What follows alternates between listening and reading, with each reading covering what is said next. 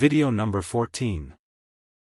For what reason do we pursue somebody who no longer qualities us? For what reason do we shrivel ourselves asking for pieces of consideration while they continue on without even batting an eye? Now is the right time to confront the mirror. Look carefully. Are you glad for the individual gazing back, the one bowing, breaking and forfeiting each ounce of self-confidence for somebody who deals with you like a bit of hindsight? This isn't love, it's a jail. A brutal cycle intended to keep you pursuing approval from somebody who doesn't actually see your value. Society expresses battle for adoration, yet let me let you know a mysterious they don't. Genuine love doesn't leave you feeling little. Genuine love doesn't make you question your worth. So what do you do when a lady doesn't esteem you any longer? You make a one basic strong move and everything changes by the way they see you as well as by the way you see yourself. Stay with me, since today isn't simply one more day, it's the day you quit pursuing and begin picking yourself. How about we make a plunge? Number 1, the mirror test. How about we start here? What do you see when you search in the mirror? Do you see an individual who stands firm in their qualities and knows their value, or do you see somebody who's failed to focus on their pride, chasing after another person's approval? Be straightforward on the grounds that this is where your excursion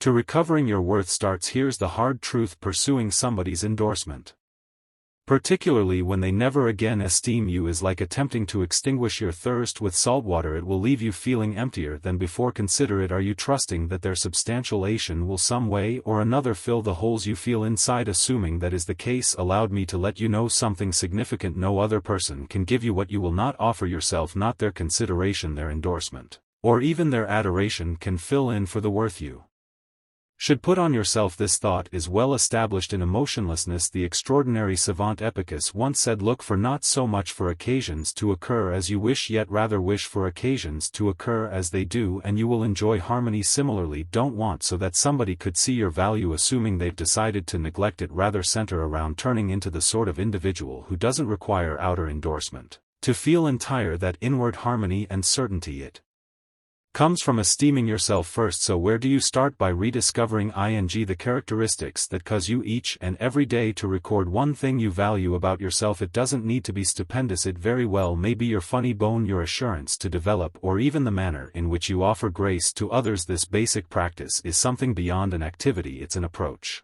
to advising yourself that your value isn't subject to any other individual's discernment. It's now inside you. For instance, envision you've been ignored by somebody you really focused profoundly on. As opposed to putting in more effort to win their endorsement, make a stride back. Ponder the qualities that make you indispensable, your versatility, your capacity to adjust, your exceptional point of view on the world. By zeroing in on these, you shift your energy from pursuing another person's approval to sustaining your own. Here's the delightful part: when you begin esteeming yourself, something striking happens. You'll see that individuals who didn't see the value in you could start to pay heed. Why? Since certainty is attractive and self-confidence sets a standard that others can't resist the urge to appreciate. Yet here's the key: it's as of now not about their response, it's about how you feel when you search in the mirror. Lastly, see somebody you're glad to be. This is your second to recover your influence. Quit pursuing what isn't uninhibitedly given. Rather develop a day-to-day existence where you are the wellspring of your own approval. Watch what happens when you step into your value. Regardless of whether she sees, you'll discover a sense of reconciliation you gain is definitely more important than her endorsement at any point. Was number 2, leave to break the cycle. There's an example: a considerable lot of us end up caught in pursuing somebody who's pulling away. It feels unreasonable to quit attempting, doesn't it? You suppose in the event that I put in more effort, give more, or demonstrate my value clearly, they'll perceive the way significant I am. Nevertheless, here's the hard truth: the more you pursue, the more you underestimate yourself, and they sense it's not on the grounds that you're insufficient. This is on the grounds that in pursuing you're flagging that their approval is worth more than your own. Genuine serenity leaving isn't tied in with surrendering. It's not some sensational last venture of rout. It's a demonstration of self-esteem, of perceiving when your endeavors are done being responded.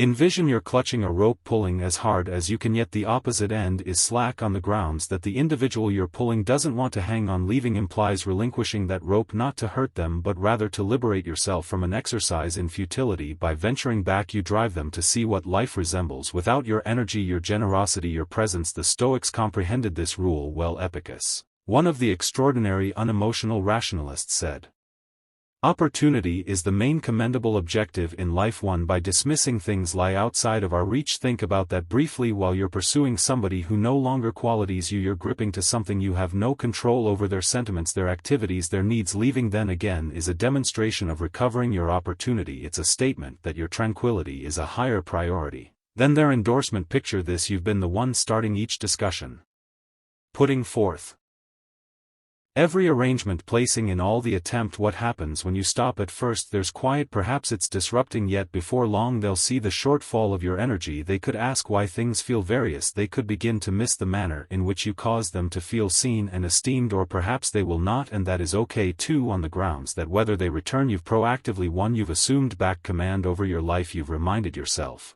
and them that your value doesn't rely upon their acknowledgement. This basic activity, leaving, doesn't mean you're shutting the entryway perpetually. It's tied in with stopping to zero in on yourself, your development, your joy. Assuming that they return, it will be on the grounds that they understood what they lost, not on the grounds that you implored them to see it, and on the off chance that they don't, you've actually acquired something extremely valuable: your dignity. So make a breath and stride back, not bitterly or to mess around, but since you should be esteemed without pursuing. As Marcus Aurelius said, on the off chance that it isn't correct, don't make it happen. In the event that it isn't accurate, don't say it. Quit doing things that reduce your value. Quit making statements that aren't lined up with your reality, and watch what happens when you pick yourself. What is your perspective on this? Have you at any point encountered a second where venturing back permitted you to recover your tranquility? Share your story in the remarks, or essentially type "picking myself is my influence." Your encounters could motivate another person who necessitates to hear that they're in good company. We should begin a discussion about self-worth and the boldness it takes to give up. Number 3, put off limits like a pioneer. Envision your life as a terrific realm rich with treasures. These fortunes aren't gold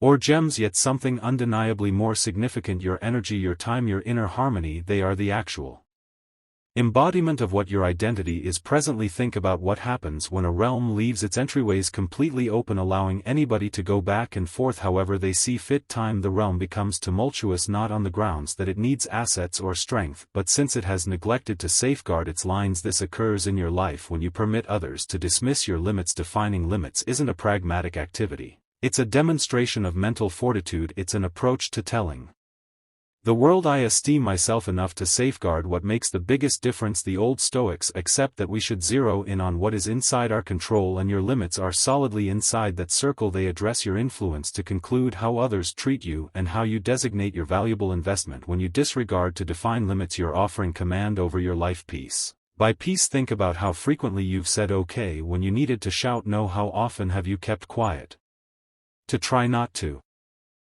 cause trouble, just to feel disdain develop like a tempest inside you? Each time this happens, you're communicating something specific to others as well as to yourself: that your requirements, sentiments, and needs don't make any difference. Envision the cost that takes on your identity worth. Yet here's what it doesn't need to remain as such. Change starts with a straightforward step. The following time somebody crosses a line, regardless of how little, all make some noise. You don't need to be fierce or sensational. A quiet and consistent "this doesn't work for me" can move the whole. Unique. It could feel awkward from the beginning, yet recollect distress is in many cases the cost of development. Marcus Aurelius, one of the extraordinary emotionless scholars, reminded us to stand firm in our standard, saying, "Burn through no additional time contending what a decent man ought to be won." When you put down stopping points, you're encapsulating this shrewdness. You're not discussing self-confidence, you're residing it, and as you do, you'll see something fascinating. Individuals who genuinely worth and care for you will regard those limits. They'll comprehend that a solid relationship is based on common regard and understanding, and the individuals who don't, well, their responses uncover all that you really want to be familiar with their place in your life. Think about it this way: your realm isn't intended for everybody. Certain individuals are passing explorers, and that is okay. Letting them go isn't a misfortune, it's accounting for the perfect individuals to come and envision yourself in this new perspective. You're not generally depleted from attempting to satisfy everybody. You're not generally burdened by the assessments of the people who don't really make any difference. Rather, you're standing tall, monitoring the entryways of your realm with quiet strength. Individuals in your day-to-day existence who regard your limits are the people who merit a spot in your internal circle. So assuming you feel underestimated or underestimated, take this one straightforward